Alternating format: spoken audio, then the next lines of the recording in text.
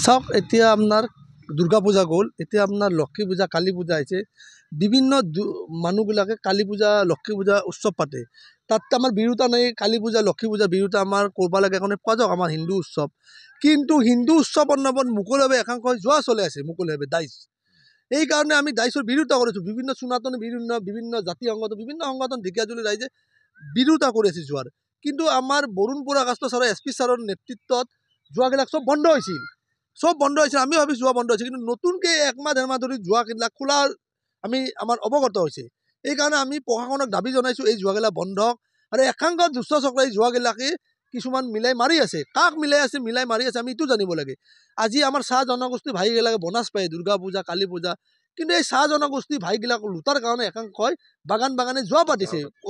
এই যোৱা পাতি ইহঁতে আজি গোটেই ফেমিলিটো অন্ধকাৰত পৰিছে। আজি 50-60 ঘৰ ফেমিলি যোৱাত যেতিয়া মানুহ মুৰব্বীটো হাৰি আছে, এখন ঘৰৰ মানুহ 4-5জন থাকে। যদি এজন মানুহ দাইছত 5-6 হাজাৰ 10 হাজাৰ হাৰি আগতে মুৰব্বীটো গোটেই ঘৰখন টেনশ্যনত পৰে। এইকাৰণে আজি মোক 4-5 হাজাৰ টকা মিলাব, বিভিন্ন সংগঠনৰ কিছুমান নেতাক মিলাই ল'ব, ইহঁতে ভাবিছে যোৱা চলাব। কেতিয়াও যোৱাৰ পইচা নলগা নাগে, পৰৱৰ্তী সময়ত তহঁতে বদনাম দিব পাবি। কিন্তু আজি বদনাম দিলেও আপোনালোকে চাওক, আজি যদি কোনোবাই মাতছে নাকি, মই মাতিছোঁ, সনাতনী বিভিন্ন বিশ্ব মহাংগ বিভিন্ন সংগঠনে আমাৰ লগত যোগাযোগ কৰি আছে, আপোনালোকে মাতক। আজি বন্ধ কৰিব দিছোঁ, দাবী জনাইছোঁ। আৰু এই যোৱাৰো এটা মুকলিভাৱে ঘূৰি থাকিব নালাগে, অতি জলদি আৰক্ষীক এৰেষ্ট কৰা দাবী জনাইছোঁ। আৰক্ষীৰ চকুত ধূলা মাৰি যোৱা চলি আছে। আৰু মই আৰক্ষীক দাবী জনাইছোঁ যে এই যোৱাখন কেনেকৈ চলায় পূজাৰ নামত। আৰু মই আমাৰ ADC বাইদেউক আমি ক'ব চাইছোঁ, আপোনালোকে যি পূজাৰ নামত পাৰ্মিশ্যন দেখিবা দে, কিন্তু যোৱা হ'ব নালাগে। আকৌ যোন কমিটি তাতে যোৱা কমিটিৰ মানুহক এৰেষ্ট কৰিব লাগে। আৰু মই এটা মুছলিম ধৰ্মক মই ধন্যবাদ জনাইছোঁ। মুছলিম ধৰ্মৰ ঈদৰ হওক মহৰম হওক তাহোন উৎসৱটো পালন কৰে, তাহোন কিন্তু যোৱাৰ আশ্ৰয় নলয়, তাহোন ধৰ্ম হিচাপে পালন লয়। কিন্তু আমাৰ হিন্দু উৎসৱৰ নামত যোৱা চলি আছে। আৰু আমাৰ হিন্দুত দালালক এটা ক'ব চাইছোঁ, তোমালোকে মিয়া মুছলমান মানুহ কেইটামান লৈ যোৱা চলাবা, আমি হাত ধৰি বহি থাকিম, কেতিয়াও হ'ব নোৱাৰে। তোমালোকে যদি পৰৱৰ্তী সময়ত এই যদি আমাৰ অনুষ্ঠানবিলাক নষ্ট কৰা, আমিও আইন হাতত ল'ব লাগে, বাধ্য হাত ভৰি ভাঙি পিটন দি থানাত চমজাই দিম। আৰু তোমালোকে কাক মিলাই লৈছা কিবা লৈছা এইবিলাক আমাৰ গুৰিত নকবি, আমি ভয় নকৰোঁ। কিয় ভয় নকৰোঁ?